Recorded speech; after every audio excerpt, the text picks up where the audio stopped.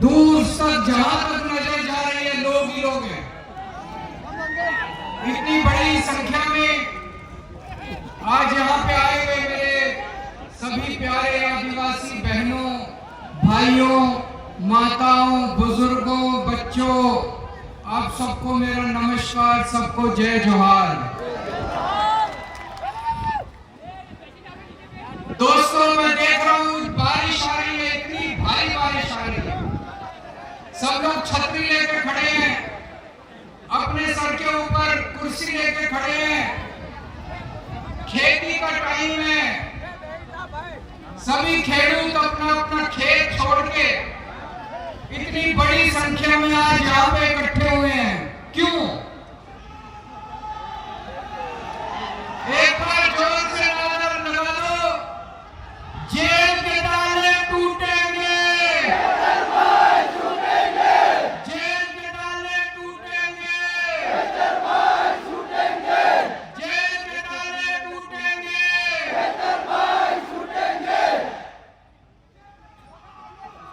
आप लोग अपनी अपनी खेती छोड़ के इतनी बड़ी संख्या में आज यहाँ पे आए हैं क्योंकि भाजपा की सरकार ने पिछले कई सालों से जिस तरह से आदिवासी समाज का शोषण किया है, दमन किया है, आपका हक छीना है, सारा आदिवासी समाज आज भाजपा से बहुत ज्यादा नाराज है। आप लोगों ने इतने सालों में भाजपा के नेताओं को भी वोट दिया, कांग्रेस के नेताओं ने भी वोट दिया, लेकिन किसी ने आप लोगों की आवाज नहीं उठाई, किसी नेता ने आपकी आवाज नहीं उठाई, किसी मंत्री ने आपकी आवाज नहीं उठाई, किसी पार्टी ने आपकी आवाज नहीं उठाई। 2022 में, आज से 3 साल पहले 2022 में चुनाव हुए, डेरियापाड़ा से आदिवासी समाज का युवा नेता चेतर वसावा खड़ा हुआ चुनाव में। पढ़ा लिखा लड़का है, आपका बेटा है, आदिवासी समाज का भाई है, एक पढ़ा लिखा, ईमानदार, समाज की सेवा करने वाला लड़का खड़ा हुआ। आपने भारी बहुमत देकर चेतर वसावा को विधानसभा में भेज दिया अपना एमएलए। जब से चेतर वसावा एमएलए बना है, उसने आपके मुद्दे उठाए हैं। आपके बच्चों के लिए स्कूल नहीं बनवाते भाजपा वाले, जितने स्कूल हैं स्कूलों की हालत खराब है, चेतर वसावा ने स्कूलों का मुद्दा उठाया। जितने सरकारी अस्पताल है, अस्पतालों की हालत खराब है, चेतर वसावा ने आपके अस्पतालों का मुद्दा उठाया। बिजली का मुद्दा उठाया, जल जंगल जमीन का मुद्दा उठाया। पूरे आदिवासी क्षेत्र के अंदर सड़कों का बुरा हाल है, चेतर वसावा ने सड़कों का मुद्दा उठाया। फिर धीरे धीरे चेतर वसावा को लगने लगा, उसके पास रिकॉर्ड आने लगे, कागज आने लगे, सरकारी कागज। उसने देखा ये स्कूल का पैसा भी खा गए। हर साल गुजरात की भाजपा सरकार स्कूलों के लिए पैसा भेजती है, वो पैसा कहाँ जाता है? अस्पतालों के लिए पैसा भेजती है, वो पैसा कहाँ जाता है? सड़कों के लिए पैसा भेजती है, वो पैसा कहाँ जाता है? चेतर वसावा ने देख लिया ये सारा पैसा इनकी जेब में जाता है। एक छोटा सा नेता, इनका एक छोटा सा नेता एमएलए बन जाता है। एमएलए बनने के पहले साइकिल पे घूमता है, टूटा फूटा घर होता है, 5 साल के अंदर उसके 10 महल बन जाते हैं, 10 बड़ी बड़ी गाड़ियां आ जाती है। कहां से? आपका स्कूल का पैसा चोरी करके, आपके अस्पताल का पैसा चोरी करके। चेतर वसावा ने इनकी भ्रष्टाचार की पोल खोलनी चालू कर दी, खूब भ्रष्टाचार उजागर किया इसने। पहली बार आदिवासी समाज की आवाज चेतर वसावा बना। भाजपा को डर लगने लगा कि अगर ये ज्यादा आदिवासी समाज की आवाज उठाएगा तो आदिवासी समाज हमें वोट नहीं देगा। कि मनरेगा में आप लोगों को 100 दिन का रोजगार मिलता है, न्यूनतम मजदूरी में मिलता है, मिनिमम वेज में। 100 दिन के लिए कौन रोजगार करने जाता है? गरीब से गरीब आदमी जिसके घर में 2 जून की रोटी नहीं है, 2 टाइम की रोटी नहीं होती, वही बेचारा मजबूरी में मनरेगा में काम करने जाता है। ये भाजपा वाले इतने गंदे हैं, इतने नीच हैं। चेतन वसावा ने मनरेगा के भ्रष्टाचार की पोल खोली। पहले उसने विधानसभा में आवाज उठाई, फिर उसने मीडिया में आवाज उठाई, फिर आके उसने सड़क के ऊपर आवाज उठाई और इनके मंत्री का इस्तीफा नहीं दिया, लेकिन मंत्री के 2 बेटों को चेतन वसावा ने जेल भिजवा दिया। आज 2,500 करोड़ रुपए, 2,500 करोड़ रुपए का मनरेगा का घोटाला चेतन वसावा ने किया,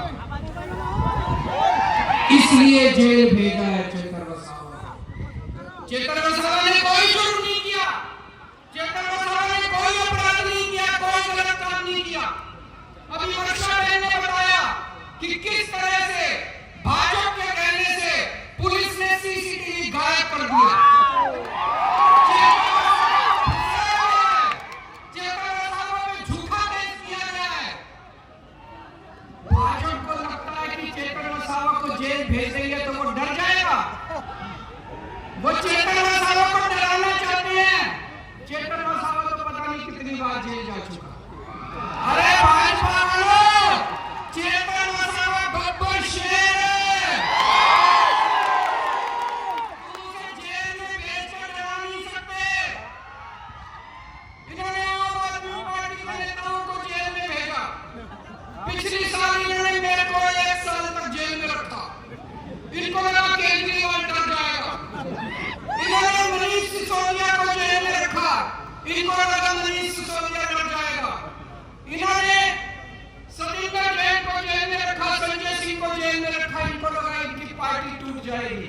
हमारी पार्टी और मजबूत हो गई, हमारी पार्टी। और अभी 2 साल है, 2027 में चुनाव है। अभी देख लेना, ये गोपाल इटालिया को भी जेल में भेजेंगे, ये सुदान रेड्डी को भी जेल में भेजेंगे। एक कहावत है, विनाश काले विपरीत बुद्धि। इनकी बुद्धि भ्रष्ट हो गई है। जब भगवान किसी को बर्बाद करना चाहता है तो सबसे पहले उसकी बुद्धि भ्रष्ट करता है। भाजपा वालों की बुद्धि भ्रष्ट हो गई है। ये जितना हमारे नेताओं को जेल में भेजेंगे, जनता उतना खड़ी होती जाएगी। कल मैं मुडासा गया था। मुडासा में पशुपालक खेडूतों की सभा की, महापंचायत की। मैं दंग रह गया। ये गरीब पशुपालक, वहां एक पशुपालक खेडूत की मौत हो गई। जब पशुपालकों ने, खेडूतों ने प्रदर्शन किया, हर साल पशुपालकों को सरकार बोनस देती है, साल में जून के महीने में बोनस देती है 17%। इस साल भारतीय जनता पार्टी ने पशुपालकों के किसानों को, उनके खेडूतों को उन्होंने बोनस नहीं दिया, उनका बोनस खा गए लोग। तो सारे पशुपालक इकट्ठे हुए, उन्होंने प्रदर्शन किया। भाजपा सरकार ने डंडे बरसाए, लाठी बरसाए, आंसू गैस के गोले छोड़े। एक पशुपालक अशोक चौधरी की मौत हो गई। ईशुदान भाई उसके घर गए, उसके घर पे छत भी नहीं है, इतना गरीब आदमी। इन्होंने पशुपालक खेडूतों का पैसा लूट के बड़े बड़े महल बनवा लिए, बड़ी बड़ी कोठियां बनवा ली, जगह जगह जमीन खरीद ली, और पशुपालक के घर के ऊपर छत नहीं। उनका बोनस खा गए। जब सुबह सुबह पशुपालक अपना दूध बेचने के लिए मंडली में जाता है, तो जो मशीन उसका दूध का फैट नापती है, वो मशीन भी गड़बड़ है, उसका भी पैसा खा जाते हैं। ये सारा पैसा आज गुजरात के अंदर सड़कें टूटी पड़ी हैं, जगह जगह सड़कें टूटी पड़ी हैं, फ्लाईओवर, ब्रिज गिर रहे हैं, खुलेआम आपको खड़े होना पड़ेगा, गुजरात की जनता को खड़े होना पड़ेगा। कोई नहीं आएगा। जब आप खड़े होंगे तो भगवान भी आपकी मदद करेगा। आम आदमी पार्टी आम लोगों को टिकट देती है। चेतन वसावा आम लड़का था, आम आदमी है, उसके घर में कोई नेता नहीं है, वो नेता का बेटा नहीं है, उसका चाचा ताऊ मामा कोई नेता नहीं है। मेरे घर में कोई नेता नहीं है, ईश्वर के घर में कोई नेता नहीं है, भगवंत मान के घर में कोई नहीं। हम आम लोग हैं, आम युवाओं को टिकट देते हैं। आज मैं इस मंच से ऐलान करता हूं, अभी 4-5 महीने के बाद तालुका पंचायत के चुनाव है, अभी 4-5 महीने के बाद पंचायतों के चुनाव है, जिला पंचायत के चुनाव है, नगर पालिका के चुनाव है। आप लोग सामने आओ, युवा सामने आओ, हम आपको टिकट देंगे, गरीबों को टिकट देंगे। आम आदमी पार्टी आम युवाओं को टिकट देगी, आम आदमी पार्टी आपके बच्चों को टिकट देगी। आप जिम्मेदारी लो अपने गांव की, आप जिम्मेदारी लो अपने इलाके की। कोई ऊपर से नहीं आएगा हमारी मदद करने के लिए, कोई अमेरिका से नहीं आएगा हमारी मदद करने के लिए। हमें अपनी मदद खुद करनी पड़ेगी, खुद खड़े होना पड़ेगा। तैयार हो खड़े होने के लिए? तैयार हो चेतन वसावा का बदला लेने के लिए?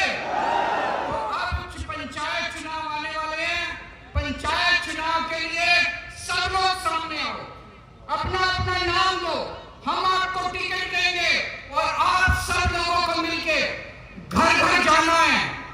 एक एक घर में जाके आपको चेतन वसावा का बदला लेना है, कांग्रेस की और भाजपा की जमानत जब्त करवानी है।